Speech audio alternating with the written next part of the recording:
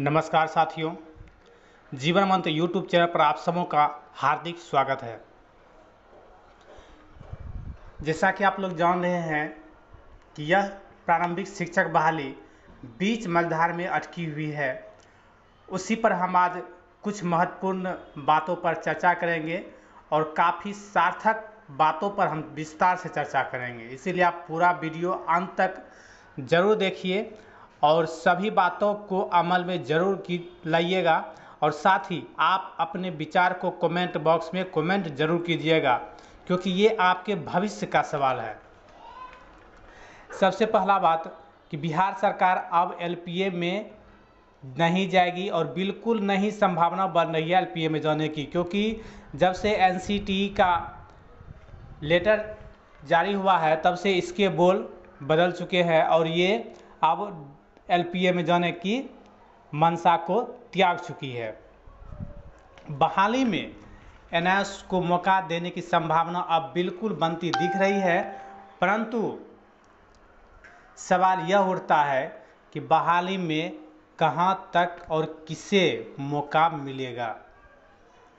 अब सवाल ये उठता है कि क्या सिर्फ पिटिशनर को ही मौका दिया जाएगा, जिसकी संख्या 303 है, जिसे अब एनएस डिलेड कैंडिडेट सब कह रहे हैं कि नहीं, वो 700 के पार पहुंच गया, यानी बाद में उसे जोड़ करके, जैसा आप लोग जान रहे थे कि जोड़ने का काम चालू हुआ था उस बीच में, तो अब 700 के पार पहुंच गई है। वहीं प्राथमिक शिक्षा निदेशक महोदय रंजीत जी वो कह रहे हैं कि 2 से 3 हज़ार ही अभ्यर्थी है। वो किस दृष्टिकोण से कह रहे हैं ये तो पता नहीं। अब यहाँ सब कुछ गोल मटोल दिख रहा है। बात तो यह है कि जैसे कि 15 से 2000 कैंडिडेट उस समय पास किए थे जुलाई सीटेट 2019 में एनएस वाले, तो क्या सबों को मौका मिलेगा या उससे अधिक को मौका मिलेगा, पूरे इंडिया को मौका मिलेगा? ये सारी बातें भविष्य के गर्त में छिपी हुई है।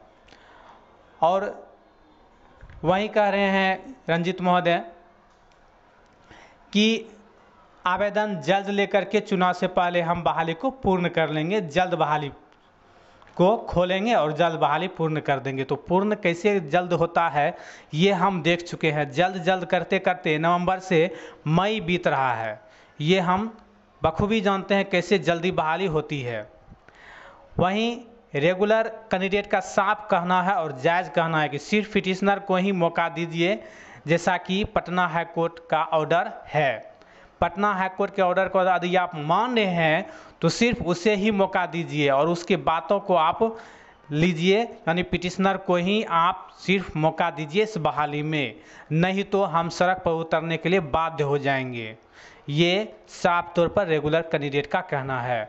फिर यदि ऐसा हुआ, यदि भैया बिहार सरकार यदि ऐसा करती है तो साफ तौर पर है कि अन्य जो अभ्यर्थी बच जाएंगे वो सभी पुनः कोर्ट में जरूर जाएंगे और फिर तारीख, फिर बहाली नहीं, फिर तारीख, फिर बहाली नहीं, ये सिलसिला चलता रहेगा।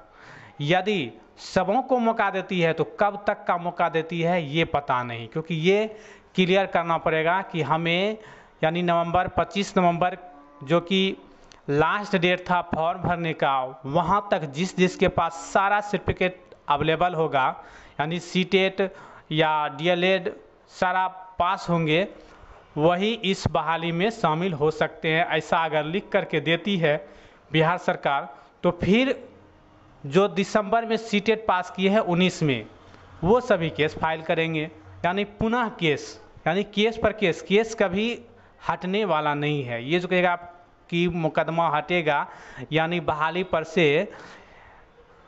हाई कोर्ट का जो है वो दरवाज़ा बंद होगा, ऐसी कहीं भी संभावना नहीं दिख रही है। यदि मौका देती है एनएस को फॉर्म भरने के लिए, यानी सबों को मौका देती है दिसंबर छोड़ करके, सिर्फ नवंबर 25 नवंबर तक जिसके पास सारा सर्टिफिकेट अवेलेबल था उसे अगर मौका देती है तो फिर भी 2 से 3 माह तक सिर्फ फॉर्म भरने में ही बीत जाएगा, क्योंकि हम लोग देख चुके हैं हम लोगों का फॉर्म भरने का डेट कब था और कब से कब तक खींच करके ले गया, ये सब हम बखूबी जानते हैं। इसे समझाने की आप लोगों को ज़रूरत नहीं है। वहीं तब तक चुनाव भी आ सकती है और सरकार बहाना बना सकती है कि हम अब चुनाव के बाद प्रक्रिया को चालू करेंगे। यानी कि बहुत सारी बातें हैं। तो इसलिए रेगुलर कैंडिडेट जितने भी हैं वो सबों का विचार आ रहा है कि PIL दायर करने हम जा रहे हैं। जी हाँ, PIL दायर करने जा रही है इस NIOS के अगेंस्ट। आखिर क्यों नहीं जाए?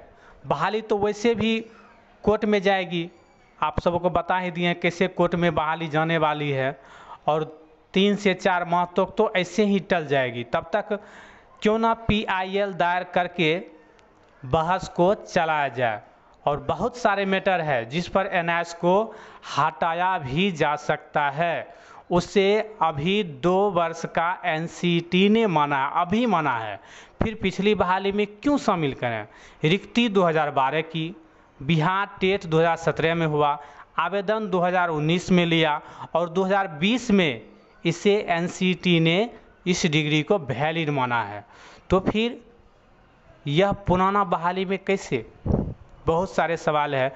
और फिर सीटेट कैसे पास की, जब उस समय सीटेट में इसे बैठने के लिए यह अवेलेबल नहीं था, योग्यता उस समय नहीं रख रही थी।